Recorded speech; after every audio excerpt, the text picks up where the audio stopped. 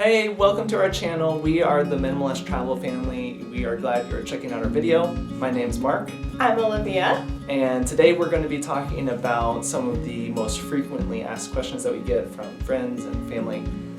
And strangers. Yes, and strangers. So we just want to go through these questions. Hopefully it'll be helpful to you understanding what we're doing and maybe answer some of the questions you've had as you've watched our videos. Yeah, so we've kind of organized these into kind of overall categories. So we have travel, housing, kids, school, money/job, and personal. So we're going to go ahead and get started with all of our travel questions.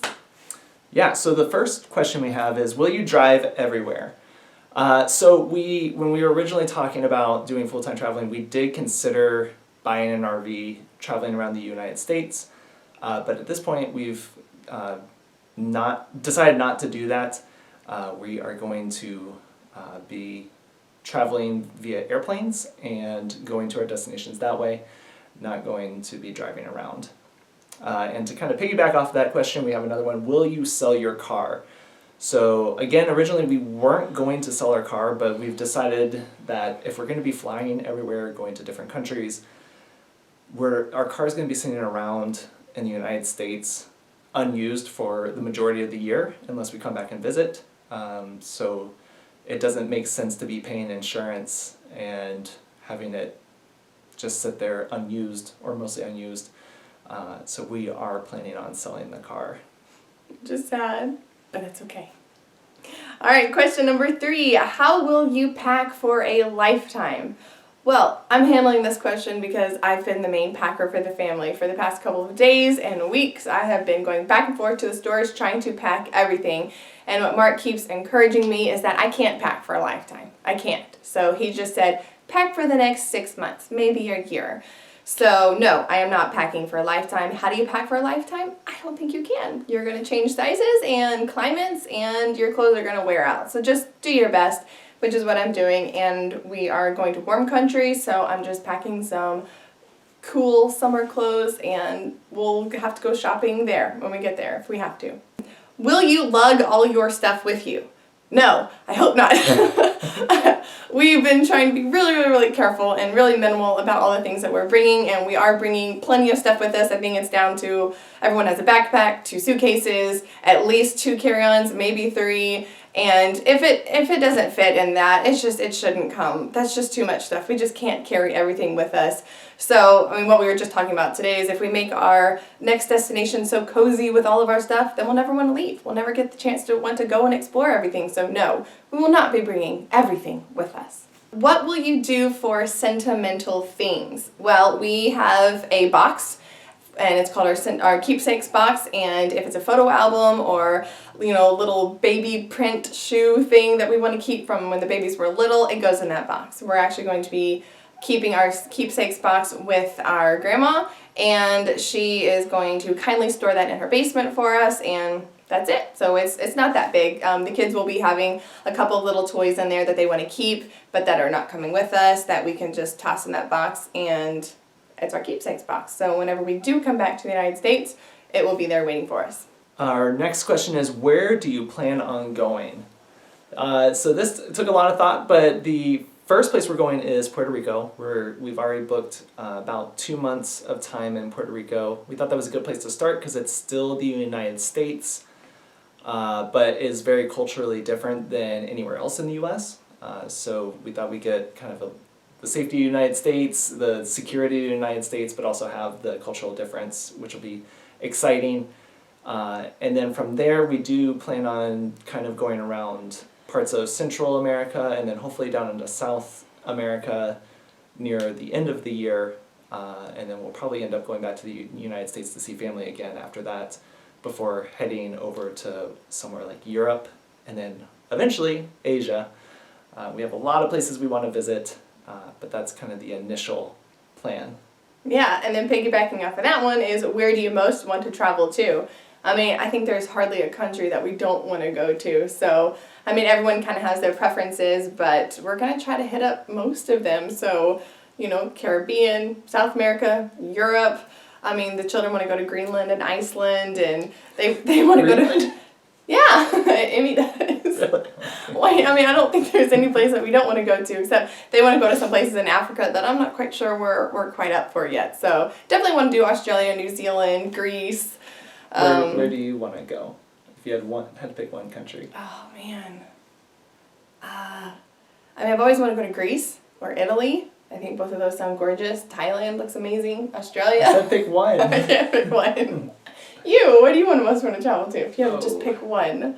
I would probably say something like somewhere like Switzerland or Austria, Slovenia. So you pick somewhere. They're all very similar. They're all like right in the same spot. So you pick 3 countries. okay. So yes, we want to kind of go to the whole world. Can we just say the world? Yeah. The world. Does each family member get to pick a destination? No. We have 6 people in our family. None of us can agree on where we want to go to, so we just pick a place and we'll just pick the next place as we come along to it. So no, we're not each picking one. Okay, so the next kind of topic we're going to be going over is housing, what we're doing in the United States right now, and what we will be doing when traveling. So the first question is, will you sell your house? Well, right now we actually don't own a house, we are renting. We are approaching the end of our lease, and that is what's going to be kicking off our travel day. So our lease ends, and we will be moving out and starting traveling. Where will you live? Well, Airbnbs. There are Airbnbs all over the world, and the cool thing is that they are all furnished. So they're going to have a microwave and a fridge and a kitchen and beds and chairs and everything that you're going to need. So all we have to do is show up with our clothes. So we will be staying in Airbnbs. Next question, what will you do for an address? This is a really good question and one that is super hard to find information about. It took a ton of research and we're still dealing with it. A lot of people that do full-time traveling actually end up using a family member or a friend's address. We didn't really want to put that burden on any of our family or friends. So we are going through this company that actually caters mostly to full-time RVers, which is a very similar lifestyle. It's called Escapees. There's many companies like this. There's other ones out there. But they provide you with a mail forwarding address, which in our case will be in Texas. They have a few other states that they do, South Dakota and Florida being popular ones because they're all 0 state income tax states. So we will have an address through them. It will be a Texas address. We can actually use that address on our Texas driver's license. You have to get the proper paperwork and all that. We're actually planning on going to the DMV in Texas in El Paso in the next week or so to get that done. We will set that as our address on things that need addresses, and hopefully most of our stuff is electronic, but if something does get mailed to us, it will go there, and then if we really want that mail, we can have it forwarded along to us by that company, and they will send it along. How will you do laundry? Well, most countries are not third world countries. They still have washers and dryers. So at least all the Airbnbs that we've been looking at, they all have at least a washer. Most of them have a dryer. And we'll just do normal laundry. I am bringing a clothesline, so if they don't have a dryer, at least we can hang up our clothes. But I'm not opposed to doing laundry by hand as well if we have to. You have the sink stopper too, right? And I do. And so in the rare case that it doesn't have a washing machine or a dryer, I do have a sink stopper that I can do laundry in the tub or in a sink. And I even have some very highly concentrated laundry detergent that I'm bringing with me. So if I need to do our own laundry by hand, I can do it.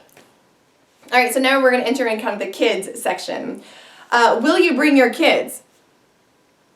Of course we're going to bring our kids. You got this question. This is a real question. Will you bring your kids?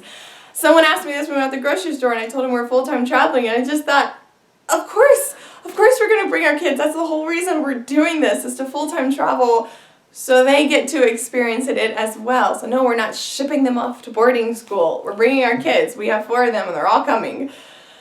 So next question. What about Emmy's allergies? So our second daughter is allergic to nuts and dairy and eggs.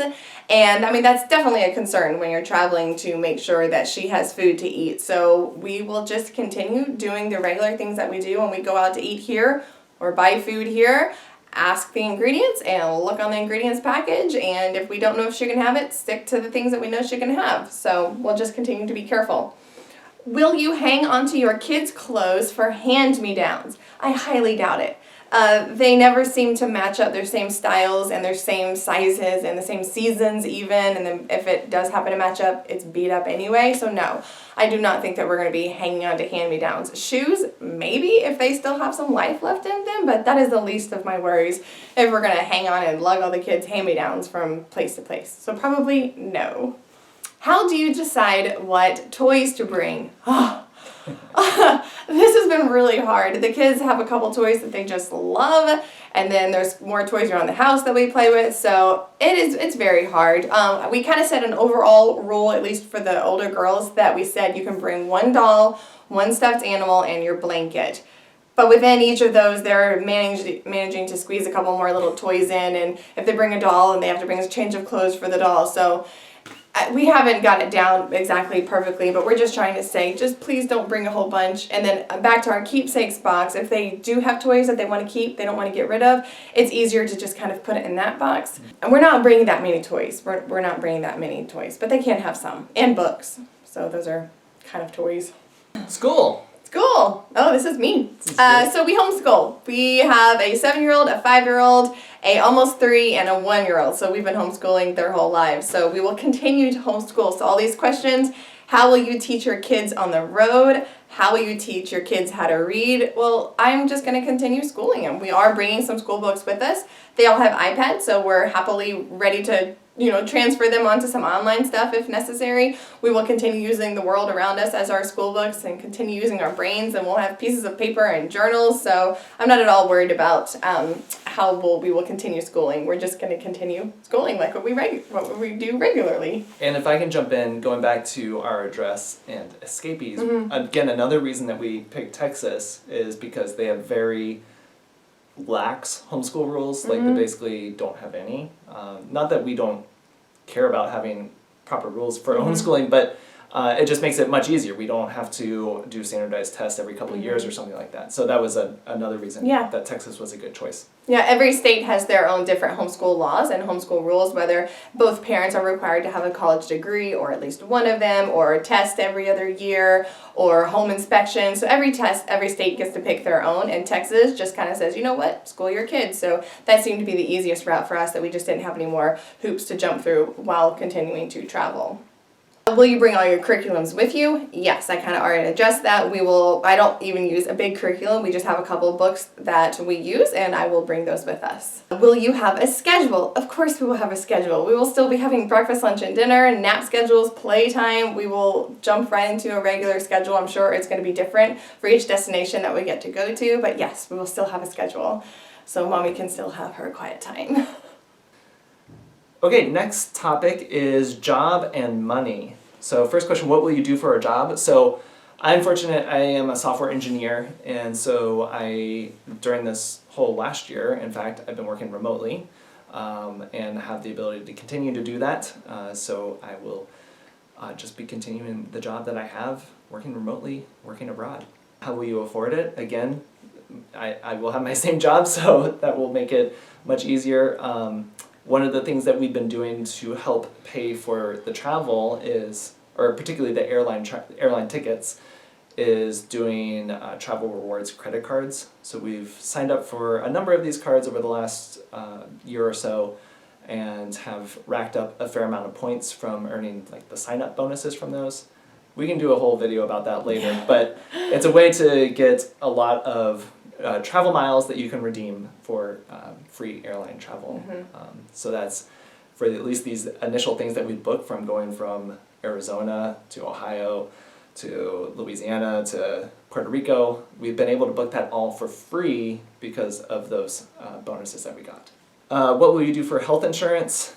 Well, I still have health insurance with my job, so we do have that, and that will it's US based, I suppose, but it is something. And then also, we'll plan on just going to, if we need to going to clinics in the area, which goes into the next question of how will you find a good doctor? I mean, you just won't have to research a doctor. You just look up doctor near me, and that's who you go to. So, be pretty simple.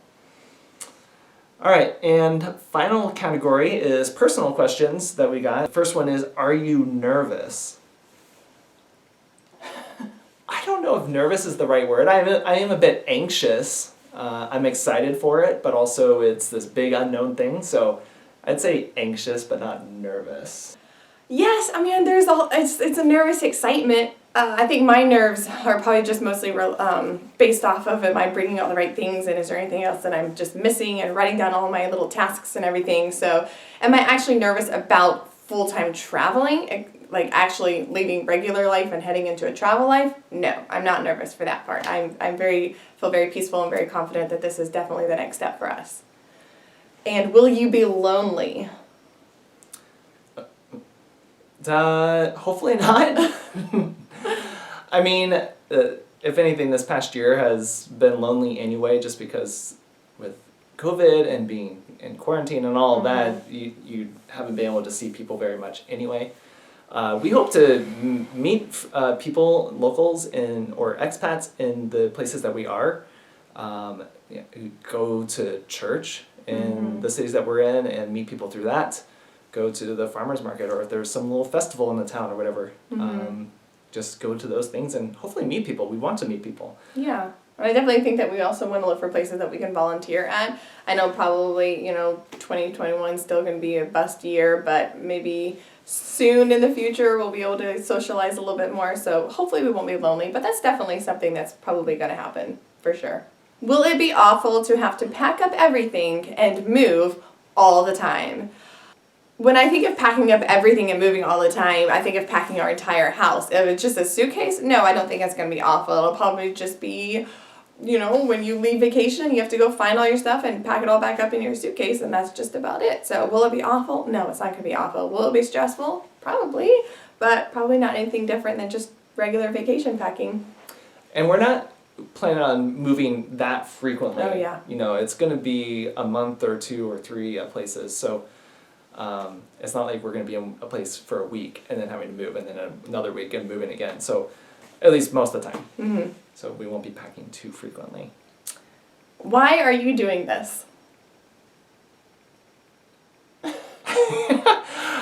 So I think you have to answer this too. But for one, we want to have, as a family, for Olivia and myself and for the children, we want to see the world outside of the United States, particularly suburban United States, because that's basically all we've been exposed to, both Olivia and myself and the children. And it's not that there's anything wrong with that. We've had a great life up to this point, but we know that there's so much more out there, so much more excitement, ways that people do things that are different than us. We want to see that. We want to experience that. And just see cool places, meet people. So I think the cultural side of it is one of the big motivations of just seeing these other cultures, seeing other languages, or hearing other languages, and things like that. You want to add on? Yeah. Why are you doing this? Why not? Why not? And our last question is, at your destination, will you be a tourist or immerse yourself in the culture? Well, I certainly hope we get to do touristy things, and I certainly hope that we do get to immerse ourselves in the culture. So I guess a little bit of both.